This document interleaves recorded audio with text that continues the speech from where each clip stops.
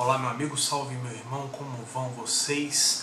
Primeiramente eu quero pedir para você curtir o canal, que ajuda muito o canal, essa curtida sua. Eu queria pedir para você comentar o que você acha dos vídeos, compartilhar nas redes sociais e marcar o sininho aqui embaixo para você receber as notificações. A gente ainda é pequenininho, mas eu tenho certeza que com a sua colaboração a gente vai alcançar com a mensagem do Evangelho cada dia mais pessoas. Pois bem, hoje vamos trazer uma sessão diferente que eu estava para trazer há algum tempo aqui no Pregar o Evangelho, que se chama Citando e Comentando, onde eu vou comentar trechos de livros, eu vou ler e comentar trechos de livros, de artigos, talvez algum vídeo, e a gente vai comentar em cima, pegando a Bíblia, traçando paralelos entre textos. Vamos fazer uma coisa dinâmica a respeito disso. Então fica comigo porque hoje está interessante esse começo e a gente vai comentar um artigo muito bom do R.C. Sproul. É só um instante e a gente volta.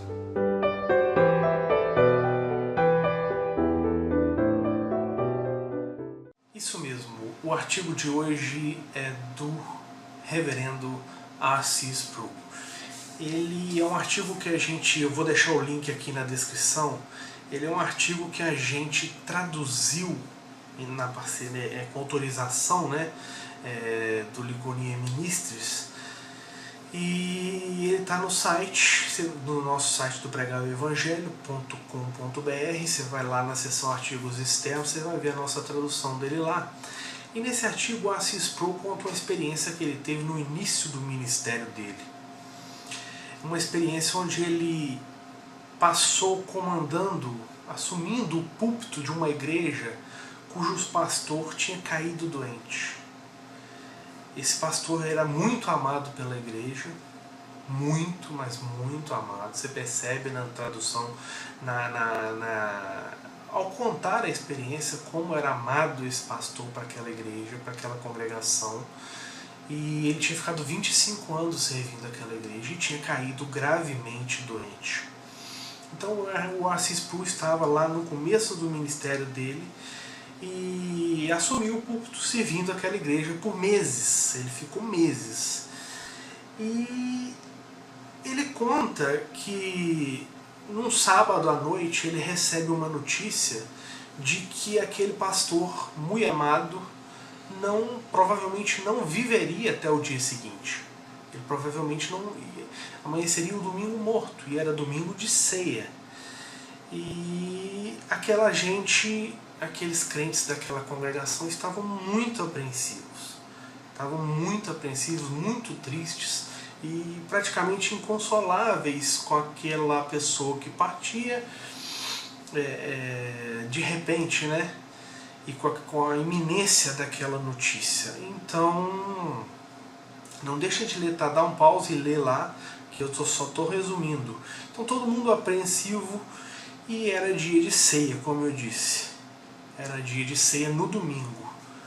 Então amanhece o domingo e o R.C. Sproul ficou responsável, por ministrar a ceia e pregar naquele dia. Ele estava comandando os trabalhos, né? Ele era o pastor responsável por aquelas ovelhas.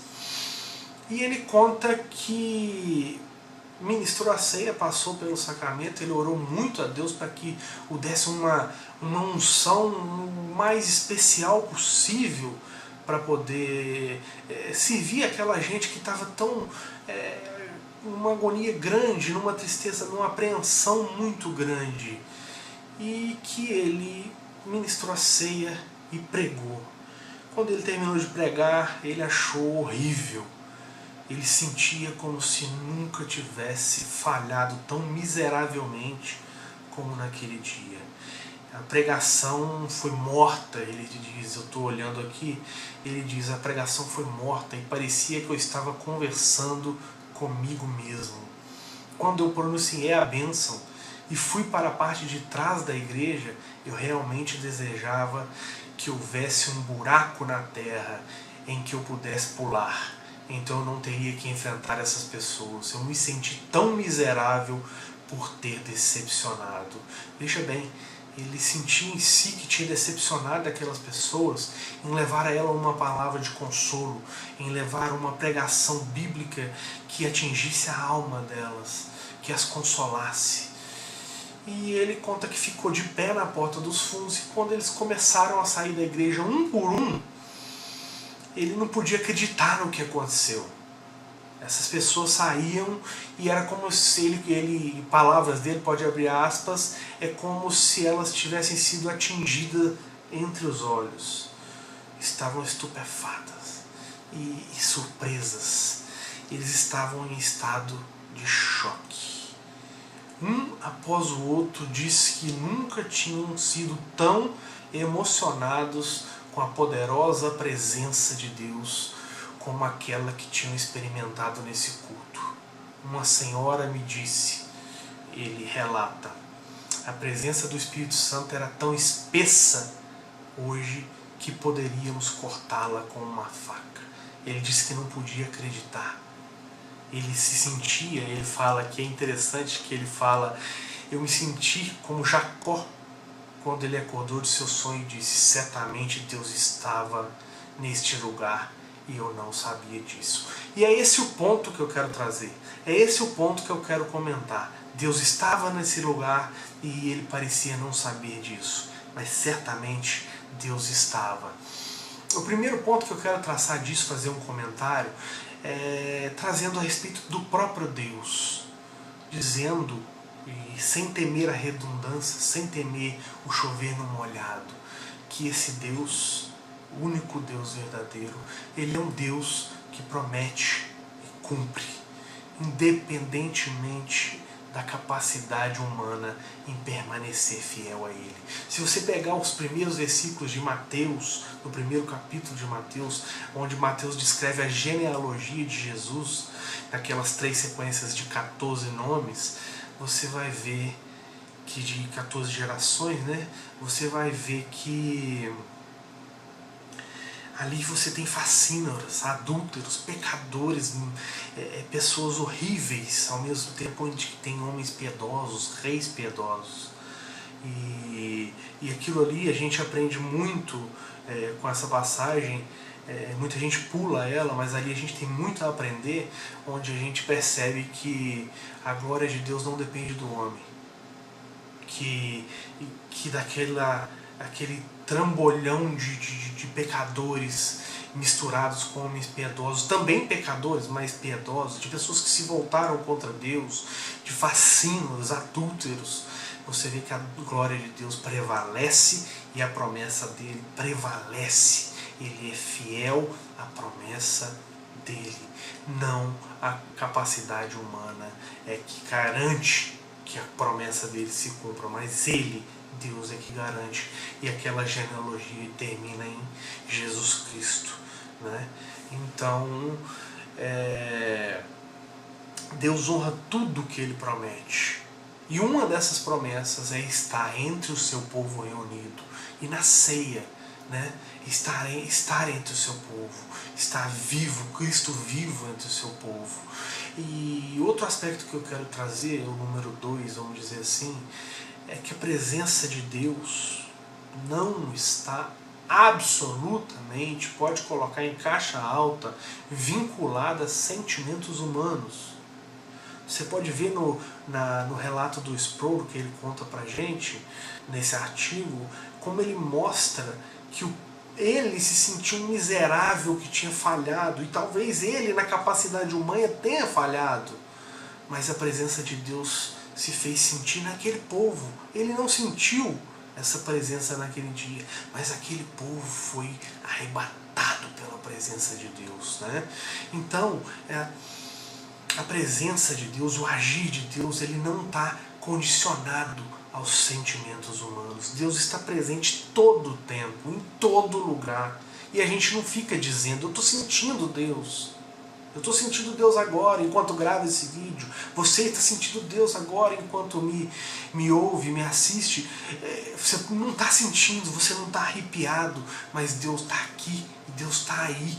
Deus está em todo lugar. Deus é. A sua presença não está restrita ao momento do culto e às paredes do templo, né?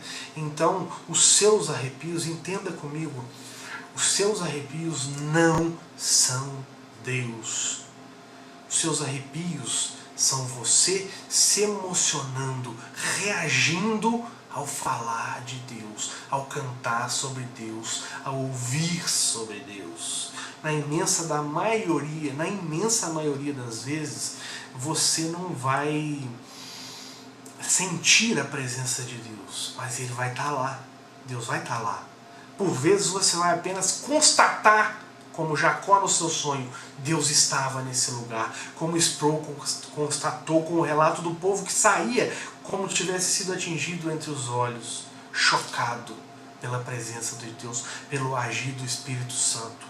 Então, entrando no nosso terceiro aspecto, a sua fé, ela não deve ser baseada, fundamentada nos seus sentimentos.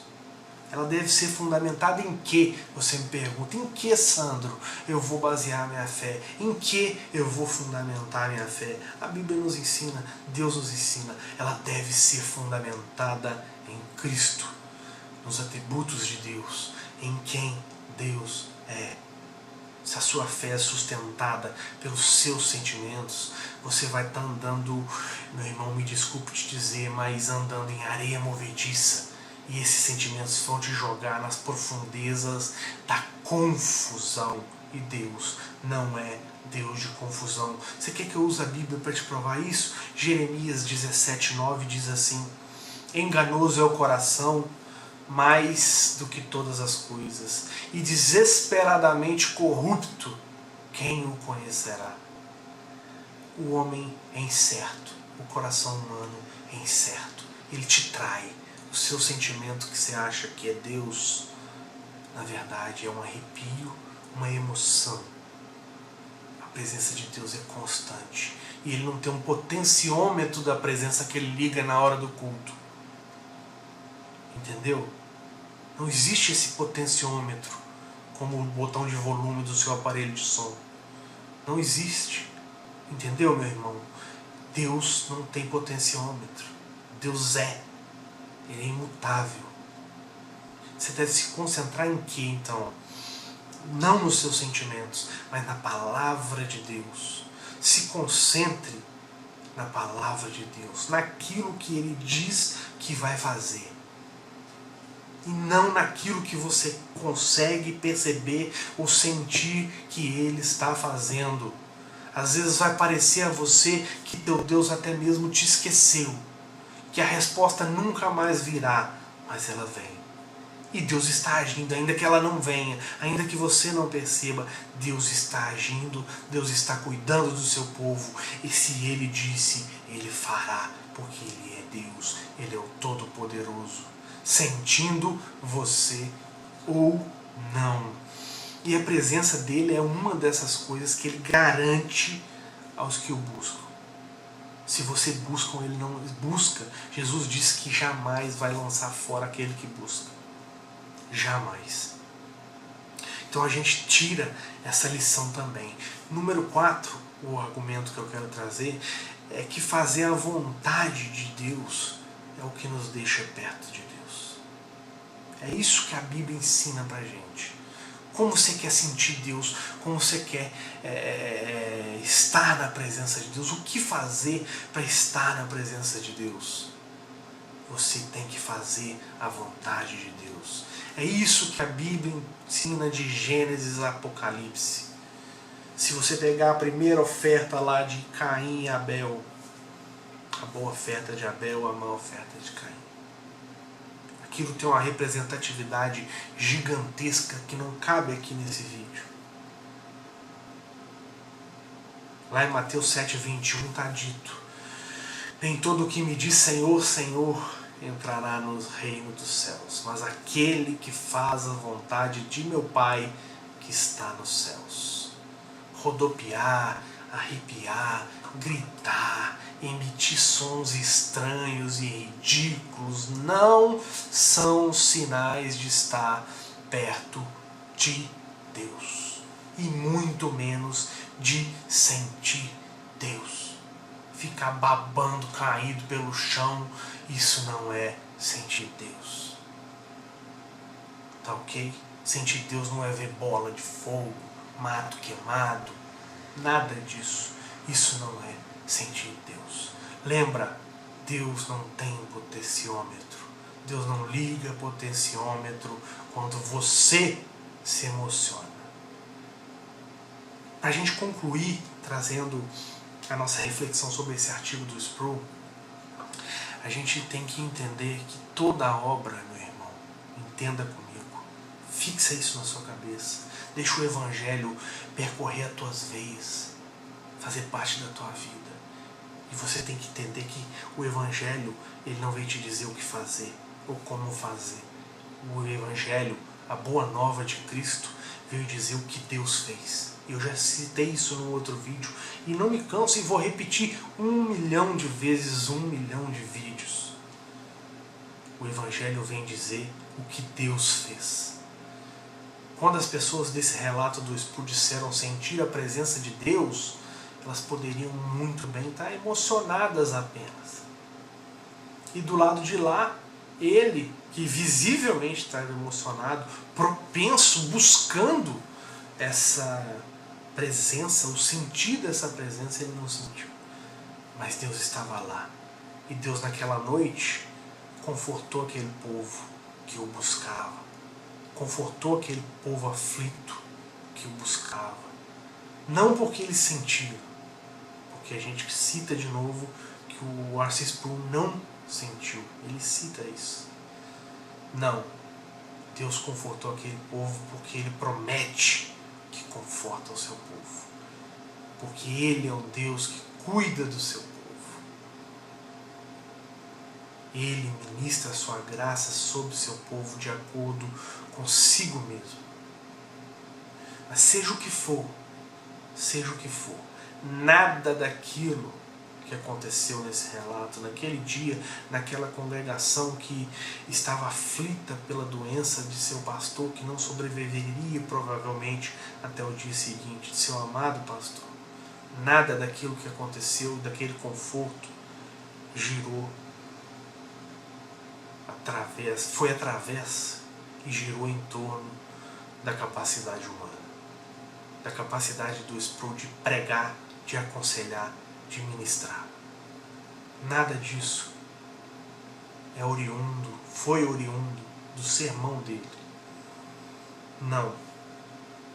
Foi sim, eu repito, aquilo tudo, aquele povo que saiu chocado, que sentia a presença do Espírito Santo tão espessa como se uma faca pudesse cortar. Aquele povo sentiu a ação de Deus sobre seu povo. Foi isso, a gente vai trazer mais e mais citando e comentando. Compartilha pra gente esse vídeo, eu te peço. Se você gostou, deixa o seu joinha aí, isso ajuda muito o canal, tá? Não muda de vídeo antes de fazer isso não, marca o sininho, se inscreve no canal, tá? A gente tá muito feliz aqui o canal tá crescendo aos poucos, são 520 e poucos já inscritos. Isso para mim é até inimaginável diante do investimento que não tem como ser alto e do objetivo em geral, né? Mas eu fico feliz com os comentários de vocês, as sugestões. Pode saber que elas estão sendo muito bem anotadas e pensadas, tá? E cada sugestão de vocês a gente coloca numa fila, a gente trabalha, e eu trabalho nessas sugestões para deixar melhor.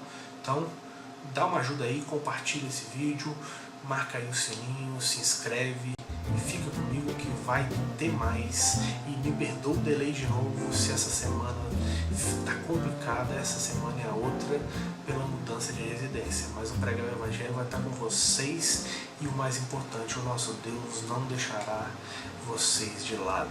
Fiquem com Deus, um grande abraço.